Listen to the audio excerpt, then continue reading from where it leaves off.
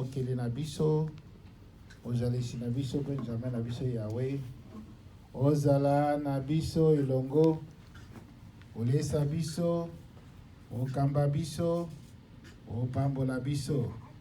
Tikete manse malega pona nkembo, pe lokomo na yo penza, na kombo na yo mosanto, tika ete ezala bongo. Alléluia. Yaka nkolo Yahweh, na kombo na yo mosanto. Na kombo na nkolo Yahweh, banso tandi le tango na français pe na anglais. I think everybody followed the reading in both English and French. Everybody knows that when the Lord Yahweh made the world, heavens and earth, He made our first father and mother, whose name were Adam and Eve. And God, the Lord Yahweh, realized that the world was so big. He made a huge place by no people. He instructed them to multiply, to have many kids. They didn't multiply. They had many kids. During that time, human life was very long. Like if you happen to meet somebody who is 400 years old, he's a young kid. You happen to be with somebody who's 600 years old, look like a teenager.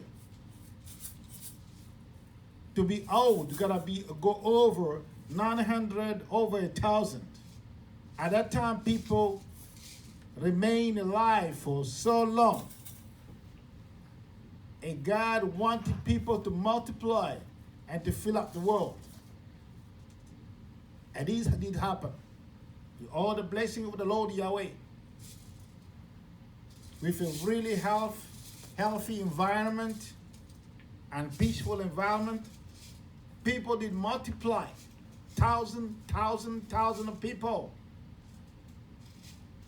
And the Lord Yahweh realized after they multiplied, they start doing stuff that was not right. The more they multiply, they start disappointing the Lord Yahweh by doing what is wrong. Let's go back to the creation. When the Lord Yahweh made a man, He made it out of dirt. Like a little statue made out of dirt. He used dirt to make this body. And after she was done, the Lord Yahweh realized that dirt, the statues of dirt have no life. And the Lord Yahweh had to blow His own life into the dirt. And the Lord Yahweh blew inside, blew through the nostrils of the man to give him life. And then the man became a human being. In other words, the Lord Yahweh did put a part of Himself in us. That's why we are calling living human beings. And what happened when the part, because a human being is made of his fleshly body and his soul. When that part God has put in the human being goes out, then the person is called dead man, dead body. If my spirit comes out of me, you don't call me apostle no more, because the body of the apostle, because I'm gone. And the spirit of the Lord Yahweh in us, God made us with, give us what you call a mind, a conscience. That's why even our forefathers, our ancestors deep in the jungle. They had nobody to preach them the Bible. They had nobody to show them what to do. But they didn't know that killing is wrong. They didn't know that adultery is wrong. They didn't know that stealing is wrong. Because God's Spirit was in them. They couldn't understand that I cannot do this. It's wrong. And while the people were multiplying, they didn't know for sure what they were doing was wrong. But they kept on doing wrong stuff. And the Lord Yahweh got disappointed. He said, I'm really sorry. Why did I make humans? Why? And God felt really sad deep in his heart. He was full of disappointment. He said, I'm going to destroy the human race, everybody. I'm going to even destroy the animals. And this did happen. You know the history of Noah? The whole world was destroyed. It's flooding everywhere. Bana na Nzambe, totangi ndenge zalaki na tangwana, Yahweh asalaki nano, tata na biso Adama na mama Eva. Amoni te mokili oyo nasali ezali monene. Nango il faut bato batona. Apamboli bango albi bota na mingi botondisa mokili. Beba bota na kimingi. Na tango wana soki omoni mutazana 200 ans. Azana ye ozoeka peut-être mwana moke kaka. Mwana 200 ans omona ye petit moke. Oto ko considérer peut-être moi petit moka lokola baaja ba Veronica. So kokuti mutu 400 500 wana zala na adolescent âge ya Christ. Pour moi, la peine de que mukolo, avec des rois, que mukolo, dans ma âge, na biso, pour que la haine à 950, 1000, 1200, 1300. Bati mazalaka ko umela mingi. Pe ba botanaki, ba botamaki. Environnement pezalaki ya malamu. Pollution ezate. Yawa sali mokili donc banyama zamba ezali. Ba fruit ya ndenge na ndenge bato bazoko bota.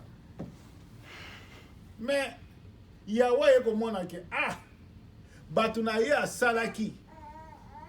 Bazalaki kosala mabe na mabe na mabe na mabe.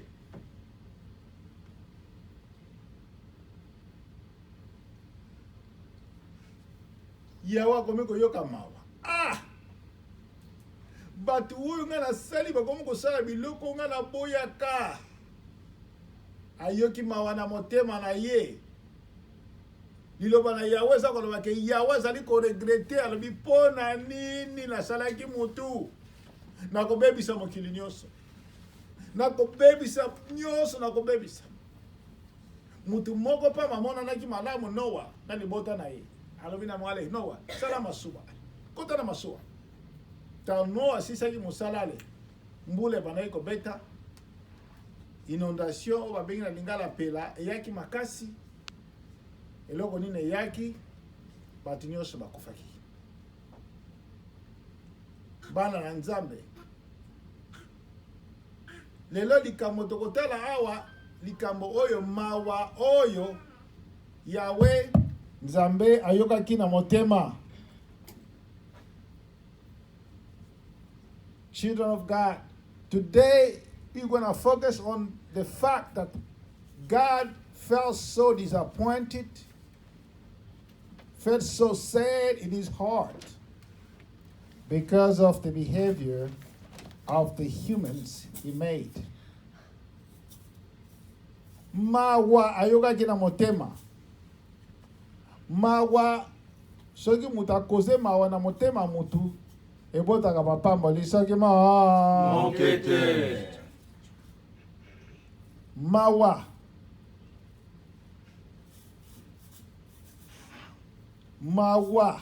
na motema. Tomonaka mingi ba parents. Musala nini ezalaka na ba parents na tanga boti mwana kobana bo bebe na ye bapasi oyo tata na mama bamonaka. Periode mosusu mwana kolala te na butu kolela. Nzela l'hôpital pe soki etomoki periode wana donc bokende l'hôpital bozonga. Papa kosala nyonso. Akende musala kuluka. Mama pe akuluka mwaye kaka noteka na wenze. Asala oya kosala pona kobatela bana wana baboti bakola baboka mamala. Malamu. Akukomisa bana na classe. Tomonaka mingi meme na bamboka. Bapapa na biso na bamboka batanga mingi te me bana mingi mona mwana kene na kelasi okoma mutu munene. Kene na kelasi okoma pe lokola ba maître oto mona kana mboka. Kende akotinda bana na ba classe. Alors mona la mingi soki bana wana bakoli bazali ko kipe ba papa na bango bakomi mibange ba papa basepelaka na tango wana mitema ba papa eza na esengo na motema lokola mitema ba papa esepeli mapamboli pe ekokita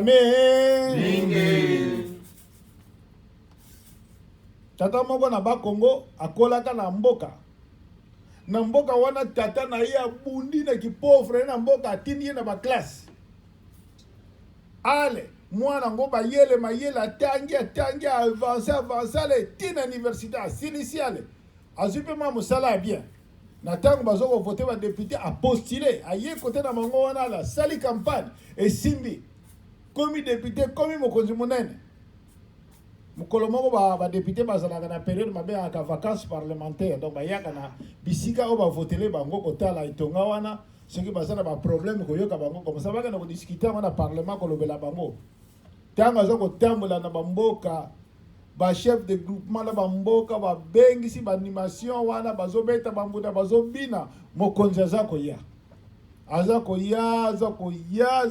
bata mboka bazokokumisa ye bazobeta maboko tata mpe atelemi na nzela mpo mokonzi aza koya ntango amoni mokonzi yango mwana na ye moko papa bani kosepela nsima na yango alobi amoni mokonzi yango akomi pembeni abelela bi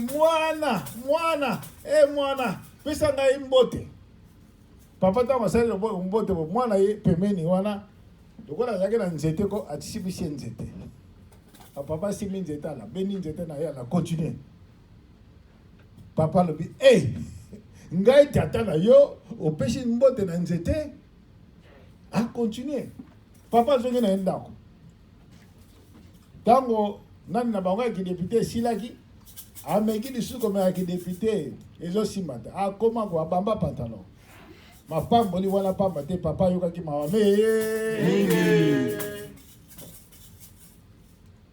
moko na manianga papa azwi pasi makasi na mboka nga nakutaki na manianga nayebi banzela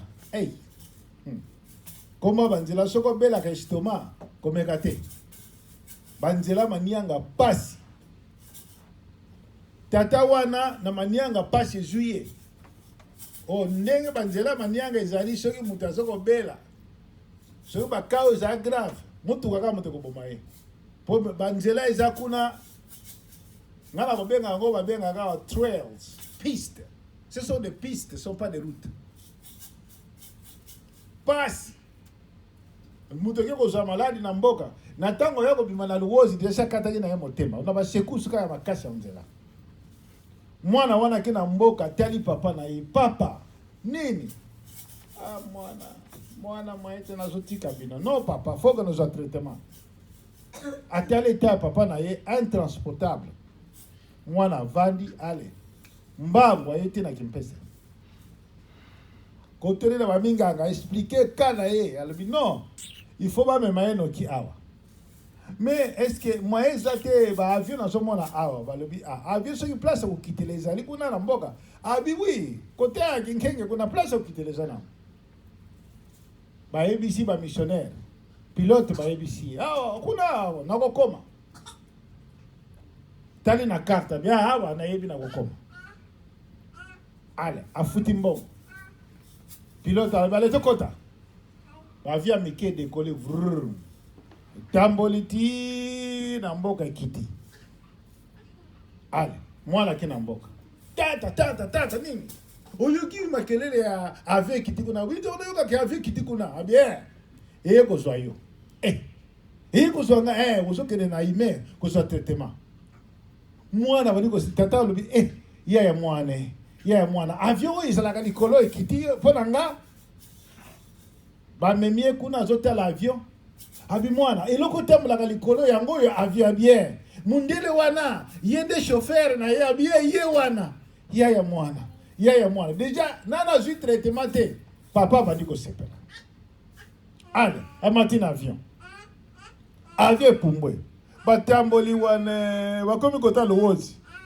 tata uzomona kuna lowozi yango wana uzomona ukati mwa jwala kuna na ngambo kuna kimbemba kala tete zokoma na kimpese kuna na ngambo kuna na kinganga kuna soki kuna na ngambo kuna na kibunji kuna nikolo bisa kote nani hawa ndio tozotambola bo tuzokende na kimpese ya mwana ya mwana ti avio kei ekiti na kimpese babilansi bata nani baye bazui papa bapeshe traitement papa wana ayokaki esengo mpe ayokaki malamu mpe awumelaki susu bambula nsima traitement wana esengo wana ayokaki mapamboleme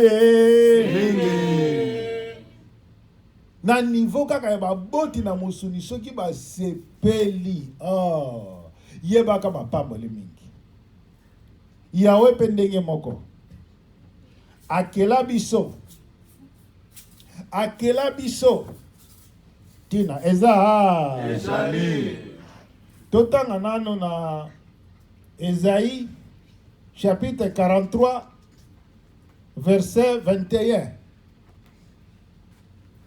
If you read in the book of Isaiah chapter 43 verse 21, Yahweh Zolobabo, ce peuple, je l'ai formé pour moi, c'est pour qu'il publie ma gloire. I made this people for my glory. Ce peuple, je l'ai formé pour moi, pour qu'il publie ma gloire. Yahweh asalangai na yo tina ezali pote tamo nyonso topesa nkembo mpe lokumu epa na Yahweh. Yahweh asala biso na tina na ntango asali ngai na yo alobi mpona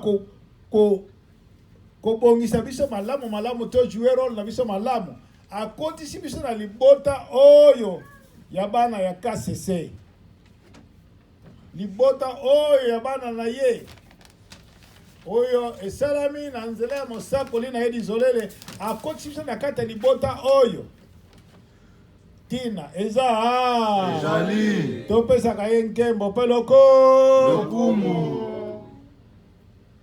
Mena Yahweh aza kotala moko na moko kati na biso tomitala eske Yahweh ayokaka mawa te mpo na biso aloba Yahweh reketeke mpo na nini naponaki ntoma wana mpo na nini naponaki ntoma wana mpo na nini naponaki nlongi wana mpo na nini naponaki nlongoki wana pona nini naponaki diakonese to mama wana pona nini naponaki tata wana na kati elanga na ngai soki Yahweh azali koregrete malamu soki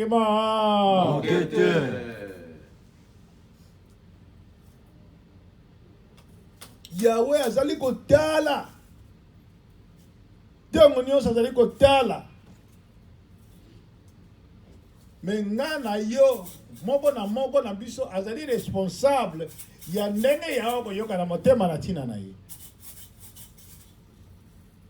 po mingi bamonaka ke kosepelisa Yahweh ezalaka na titre aza révérend apôtre yango nde kosepelisa Yahweh pli na ve nazali tata longi, nazali tata longoki. Yango ne ko sepelisa Yahweh. Pli na ve ko sepelisa Yahweh. Ezali kotosa kotambola na mobangi ya malako na ye. Bisika nyonso ozali ozali komibatela, ozali kobanga, ko disappoint Yahweh.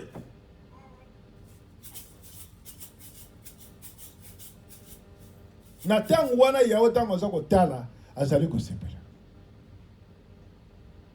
Mais ça va quand naza apôtre. Oh. Oui, non naza déjà apôtre. Oh.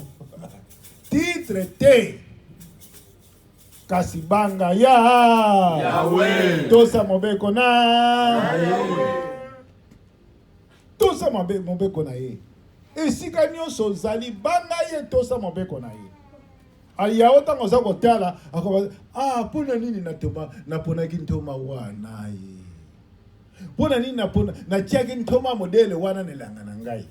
Pona nini na chaki longe modele wana nelanga na ngai. Pona nini na chaki tata mama to jeune modele wana nelanga na ngai. Na tango Yahweh za ko regretter mapamboli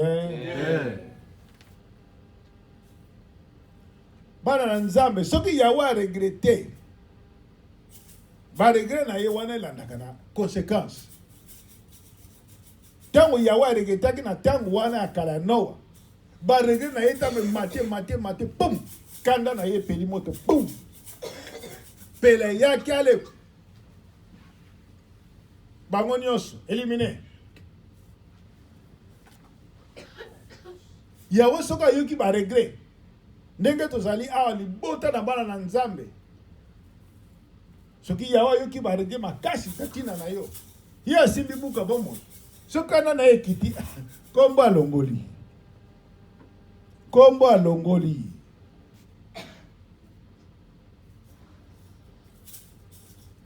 ndeko moko azwaka ndoto amonaki mosali moko azotambola na nzela.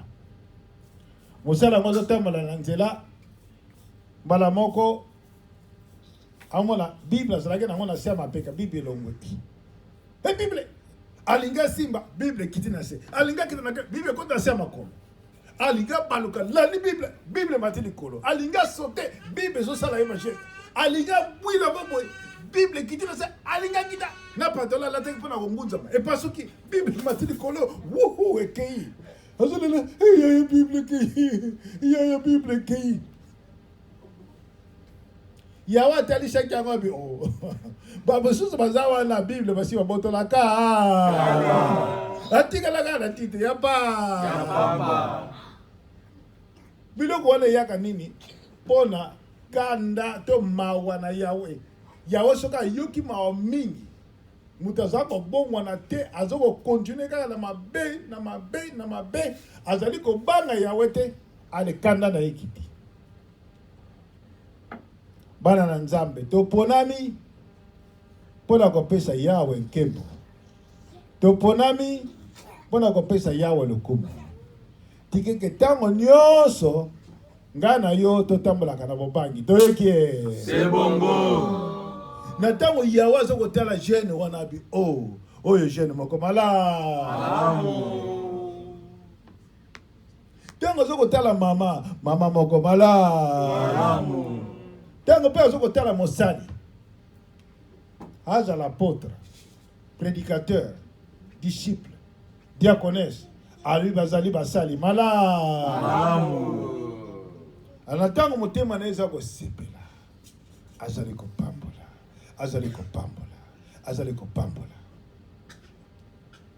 bana ne na ndako ba profiter na bandeko mosukuta ya famille oyo basambelaka te likola mapamboli wana eza kosopana na yo bango mpe baza koprofite. Bana na Nzambe toyeba role oyo Yahweh atiela biso na mokili oyo. Yahweh alingi ntango nyonso tosepelisa ye, alingi tosepelisa ye. Soki yo oza kosepelisa Yahweh na bomoi na yo yebake ozofungola ndoko ba fenêtre alola mpo mbula mapamboli ekoba kosupa na likolo na yo.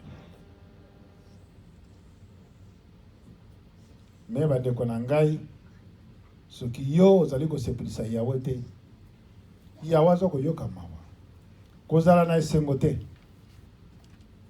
yeba ke akela yo mission oyo atielaki na se oyo opesa ye nkembo mpe lokumu oyo bandela kopesa ye nkembo mpe lokumu awa soki bomoi na yo esili ale anetoli yo okoki kopesa ye nkembo mpe lokumu na libela kuna na mboka yalola nango mwana na nzambe ozali ekelamu na nzambe yawe akela yo na ntina monene meme na vie bozo vivre na mwasi na ndako banga nzambe banga yawe